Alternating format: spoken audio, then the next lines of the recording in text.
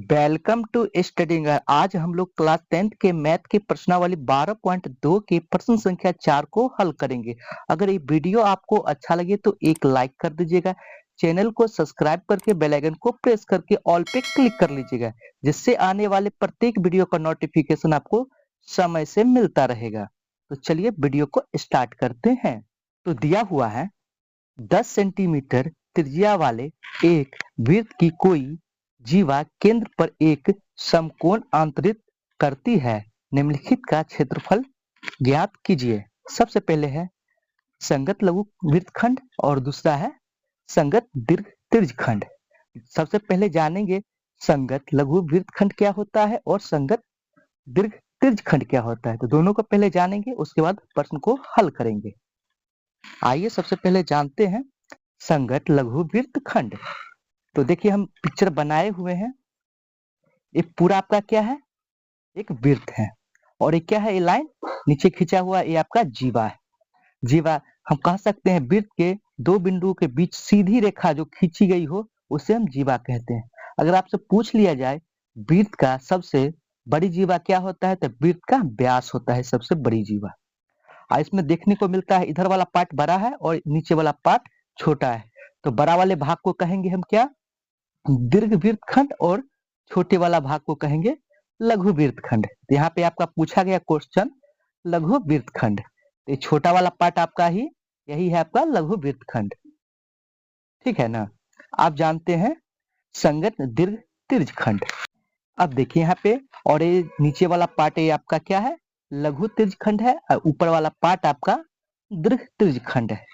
अब देखिए इसको हम थीटा मान लेते हैं थोड़ा।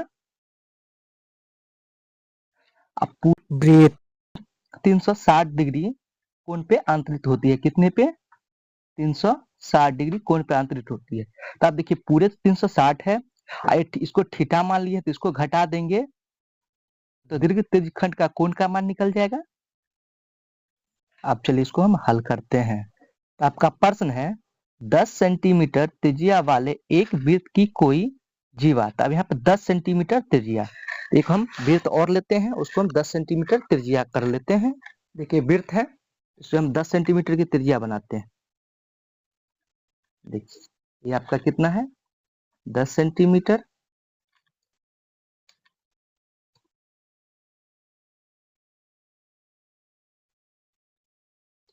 ये भी आपका 10 सेंटीमीटर। ये केंद्र है तो इसको O मान लेते हैं। आगे देखिए क्या कह रहा है, 10 सेंटीमीटर त्रिज्या वाले एक वृत्त की कोई जीवा केंद्र पर एक समकोण अंतरित करती है। देखिए अभी ये क्या है, दोनों त्रिज्या है, और यहाँ पे एक जीवा बनाना पड़ेगा। तो यहाँ से लेके और इसके बीच की दूरी को हम जीवा कहेंगे, ठीक है। तो यहाँ पे एक लाइन विड्रॉ कर लेते हैं।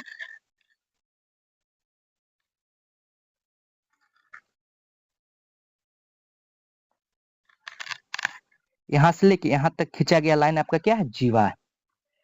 और देखिए ये क्या बन गया, आपका वृत्तखंड बन गया, आई पूरे त्रिज्यखंड बन गया, ठीक है ना। तो इसको हम हल करेंगे। देखिए इसको नामकरण कर सकते हैं, इसको ए ले लेते हैं, इसको बी ले लेते हैं। तो इसमें एक समकोण त्रिभुज भी बन रहा है, इसको हम 90 डिग्री लिख लेंगे। अब देखिए यहाँ पे थोड़ा समझ लेते हैं, ये पूरे को हम त्रिज्यखंड कहेंगे और ये पार्ट को हम क्या कहेंगे, वृत्तखंड कहेंगे। तो चलिए इसी पे हम हल करते हैं। ठीक है, हल पहला है, तो पहला क्वेश्चन संगत लघु वृत्तखंड। तो लिखेंगे जो दिया है उसको, दिया है आपका त्रिज्या, इसको R से सूचित करते हैं, बराबर 10 सेंटीमीटर, थीटा कोण बराबर 90 डिग्री, और पाई का मान भी इसमें दे दिया है, कितना यूज करना है, 3.14। अब देखिए यहाँ पे थोड़ा और समझ लेते हैं। आप देखिए त्रिज्यखंड के क्षेत्रफल में से हम त्रिभुज का क्षेत्रफल घटाएंगे तो किसका निकल जाएगा, वृत्तखंड का क्षेत्रफल निकल जाएगा।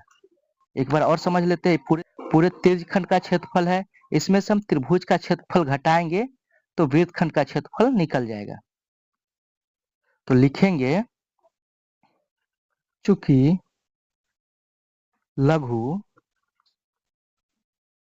त्रिज्यखंड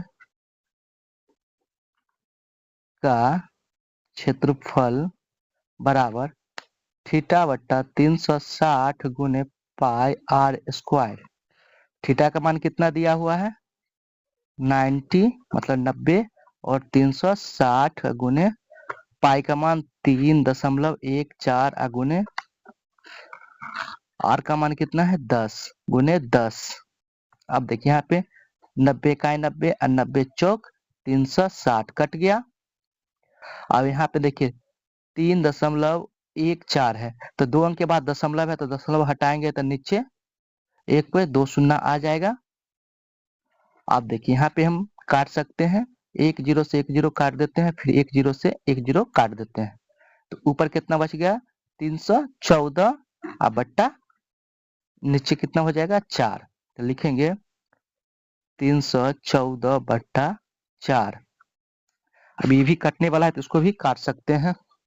अगर हम 4 से भाग देंगे तो कितना हो जाएगा 7 चौक 28 28 31 में से 28 जाएगा कितना बचेगा 3 आई कितना है 4 तो कितना हो गया है 34 34 हो गया तो फिर हम 4 से भाग देंगे तो 8 चौक 32 फिर 8 चौक 32 तो फिर 34 में से 32 घटेगा 2 फिर इसमें हम दशमलव लगा देंगे तो 0 तो 5 चौक 20 78.5 आ जाएगा तो बराबर हम लिखेंगे 78.5 सेंटीमीटर स्क्वायर।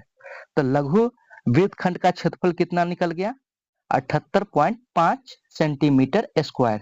फिर आगे हम हल करेंगे समकोण त्रिभुज का क्षेत्रफल। अब देखिए ए ओ बी समकोण त्रिभुज है इसका क्षेत्रफल लिख के इसमें हम घटा देंगे तो हम मेरा ये वृत्तखंड का क्षेत्रफल निकल जाएगा। लिखेंगे अब समकोण त्रिभुज ए ओ बी का क्षेत्रफल बराबर क्या होता है 1/2 गुने आधार गुने ऊंचाई। ठीक है तो 1/2 आप देखिए इसमें समकोण त्रिभुज में आपका आधार भी 10 सेंटीमीटर है ऊंचाई भी 10 सेंटीमीटर है तो लिखेंगे गुने 10 गुने 10। अब इसको काट देते हैं 2 से 5 दूना 10 बराबर 50 सेंटीमीटर स्क्वायर हो गया। आप लिखेंगे अतः लघु वृत्तखंड का क्षेत्रफल वृत्तखंड का क्षेत्रफल बराबर क्या हो जाएगा लघु त्रिज्यखंड का क्षेत्रफल माइनस त्रिभुज समकोण त्रिभुज का क्षेत्रफल। लघु वृत्तखंड का क्षेत्रफल कितना था 78.5 माइनस 50 कितना हो जाएगा बराबर 5 दशमलव में है तो 5 के 5 हो जाएगा। आप देखिए 8 में से 0 जाएगा तो 8 हो जाएगा 7 में से 5 जाएगा तो 2 हो जाएगा 28.5 सेंटीमीटर स्क्वायर। तो लघु वृत्तखंड का क्षेत्रफल निकल गया। तो पहला का आंसर कितना हो गया 28.5 सेंटीमीटर स्क्वायर। ये पहला का आंसर हो गया। अब निकालेंगे तो चलिए इसको भी हम निकालते हैं संगत दीर्घ त्रिज्यखंड का क्षेत्रफल। तो ये पूरे वृत्त है तो हमको ये दीर्घ मतलब बड़ा वाला का क्षेत्रफल निकालना है। तो देखिए हम वृत्त का क्षेत्रफल में से त्रिज्यखंड का क्षेत्रफल अर्थात लघु त्रिज्यखंड का क्षेत्रफल घटा देंगे तो दीर्घ त्रिज्यखंड का क्षेत्रफल निकल जाएगा। तो संगत दीर्घ त्रिज्यखंड का क्षेत्रफल। तो पहले हम वृत्त का क्षेत्रफल निकालेंगे उसमें लघु त्रिज्यखंड का क्षेत्रफल माइनस कर लेंगे। लिखेंगे वृत्त का क्षेत्रफल माइनस लघु त्रिज्य खंड का क्षेत्रफल। तो वृत्त का क्षेत्रफल क्या होता है? पाई आर स्क्वायर। देखिए लघु त्रिज्यखंड का क्षेत्रफल हम अभी निकाल चुके हैं, कितना निकाले थे? माइनस 78.5 सेंटीमीटर स्क्वायर बराबर पाई का मान कितना लिए थे? 3.14 गुने और 10 गुने 10 माइनस 78.5 सेंटीमीटर स्क्वायर। ठीक है, अब देखिए 10 और 10 को हम गुना करेंगे तो 100 हो जाएगा। 100 को हम अगर 3.14 से गुना करेंगे तो ये दशमलव हट जाएगा, तो कितना हो जाएगा? 314 माइनस 78.5 सेंटीमीटर स्क्वायर हो जाएगा। ठीक है, अब देखिए इसमें से हम 314 में से 78.5 सेंटीमीटर घटाएंगे तो कितना हो जाएगा? आपका हो जाएगा 235.5 सेंटीमीटर स्क्वायर। यही सही आंसर हो गया। तो दोस्तों मैं आशा करता हूँ कि वीडियो आपको समझ में आ गई होगी। तो फिर मिलते हैं एक नए वीडियो के साथ, तब तक के लिए जय हिंद।